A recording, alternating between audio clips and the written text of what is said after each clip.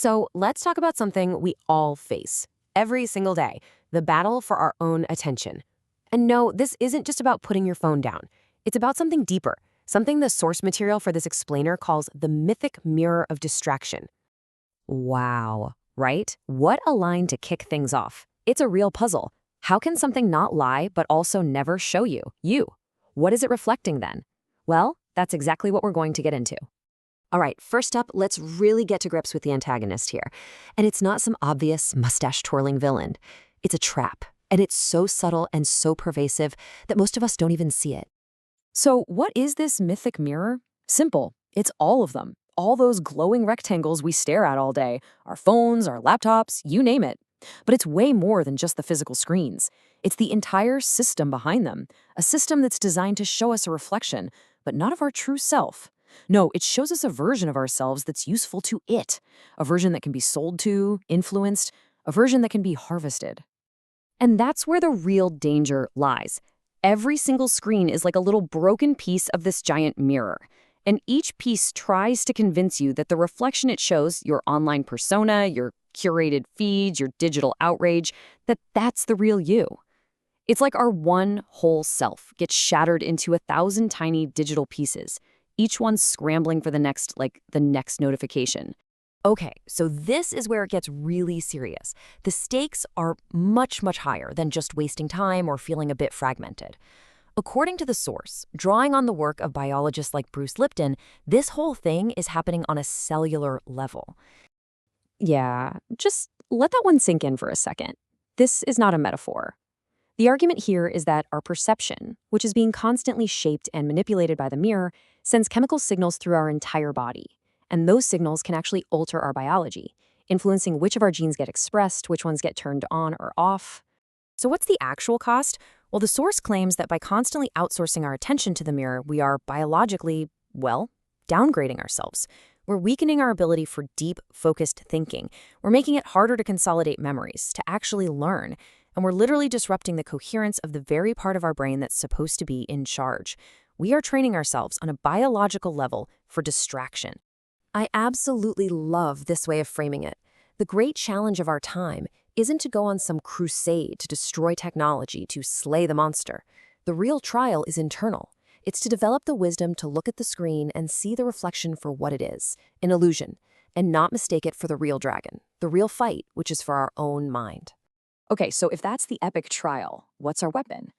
Thankfully, the source doesn't just drop this massive problem on us and walk away. It points to a solution, an antidote that's incredibly old, mercilessly simple, and ridiculously powerful. You know how the modern world's answer to distraction is usually another distraction, another app, another fancy productivity tool. But that's just adding another layer of doing something. The ancient antidote, what's called bare attention, isn't glamorous at all. In fact, it's kind of boring. It's not about doing more. It's about the simple, raw willingness to just watch the pull of distraction without giving in.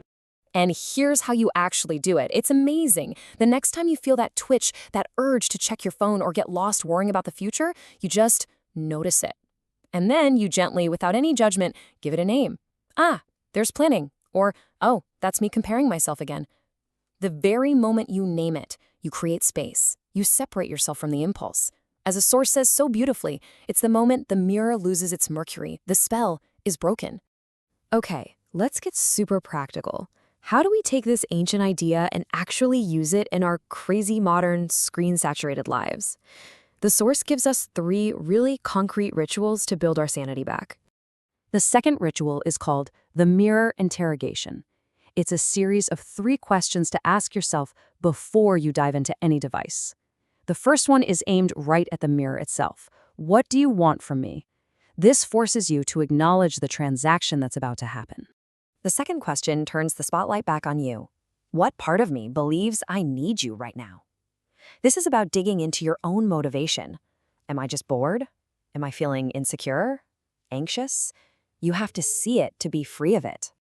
And finally, the third question. And this one is the big one. It cuts right to the heart of it all. Who am I without performing? Because that's what the mirror demands, right?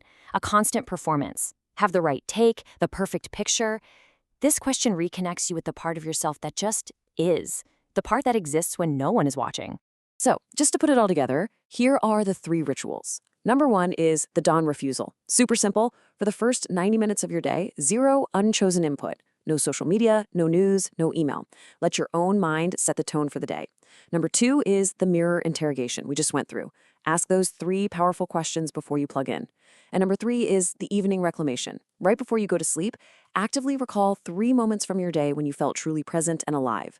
The goal is to feel those moments again, strengthening the part of your brain that knows how to just be here. And look, this isn't just some stuff pulled out of thin air. The source makes it really clear that these rituals are a powerful blend of ancient contemplative practices and cutting-edge science, drawing on insights from people like Cal Newport, Andrew Huberman, Rick Hansen, and Bruce Lipton. It's the best of old wisdom meeting the best of new science. So what's the end game here? What's the point of all this? It's not to destroy the mirror, to smash our phones and go live in a cave. That's impossible and probably not even a good idea. The real goal is a complete transformation of our relationship to the mirror. It's all about flipping the script. The idea is to go from being a slave to the algorithm, unconsciously reacting to every buzz and ding, to becoming a sculptor, someone who picks up the tool of technology when they want to create the life they choose rather than being constantly shaped and molded by it. You become the one in control. And really, that's what this entire journey is about. All these practices, these rituals, they are all designed to do one thing, to help us remember a fundamental truth about ourselves, that we are the person looking into the mirror, not the fragmented, flickering image it shows us. We were never the reflection, and that is a powerful idea to hold on to.